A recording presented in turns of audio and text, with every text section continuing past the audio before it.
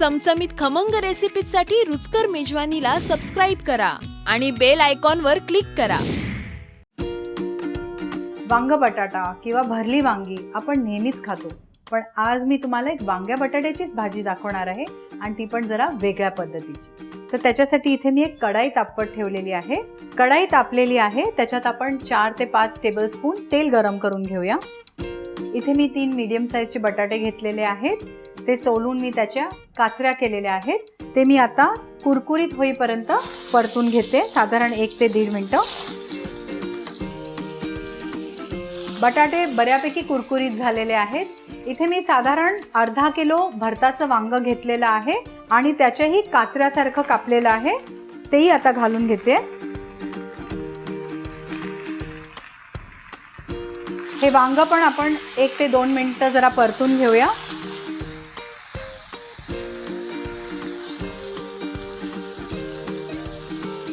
आता मी ह्याच्यात 7 हिरव्या मिरच्या उभ्या चिरलेल्या घालते, अर्धा टेबलस्पून बारीक चिरलेलं आलं आणि साधारण 1.5 टेबलस्पून बारीक चिरलेलं लसूण.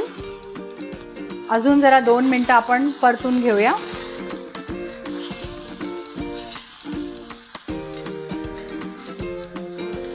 आता इथे मी बारीक चिरलेला पातीचा कांदा घेतलेला आहे.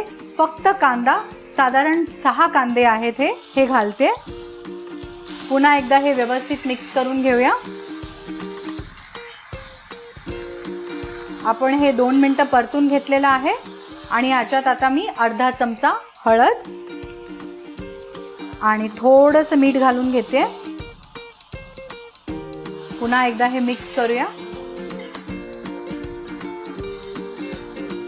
तुम्हाला वाटत असेल भाजी काय वेगळी अजून काय वाटत नाहीये, पण आता जी मी इन्ग्रेडियंट घालणार आहे त्याच्यामुळे आपली भाजी जरा वेगळी लागणार आहे आणि ती म्हणजे पातीच्या कांद्याची पात.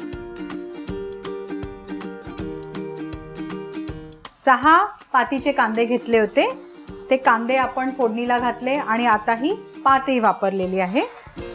हे आता आपण व्यवस्थित मिक्स करून घेऊया. आता ह्याच्यात वाटीभर आपण बारीक चिरलेली कोथिंबीर पण घालून घेऊया. पुन्हा एकदा मिक्स करूया. ह्याच्यात आपण आता चवीप्रमाणे मीठ घालून घेऊया. मिक्स करून लो गॅसवर आपण ह्याला शिजायला ठेवूया.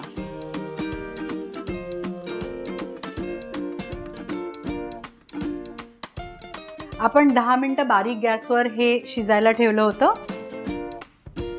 बघूया बटाटा शिजलाय की नाही. बटाटा छान शिजलेला आहे. गॅस आता मोठा करून घेऊया आणि अर्धा वाटी दाण्याचा कूट घालून परतून घेऊया.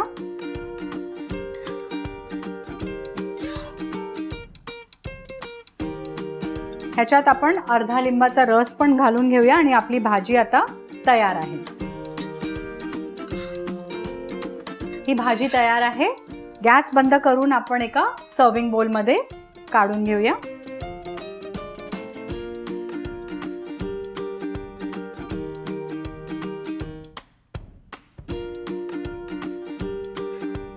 ही वेगळी वांग्या बटाट्याची भाजी छान हिरवीगार दिसते आणि ही स्वादिष्ट पण झालेली आहे. ही भाकरी बरोबर अप्रतिम लागते, चपाती बरोबर पण छानच लागते. तर ही डिश तुम्ही नक्की ट्राय करा आणि मला कळवा. अशाच वेगळ्या वेगळ्या रेसिपीसाठी रुचकर मेजवानीला सबस्क्राईब करा.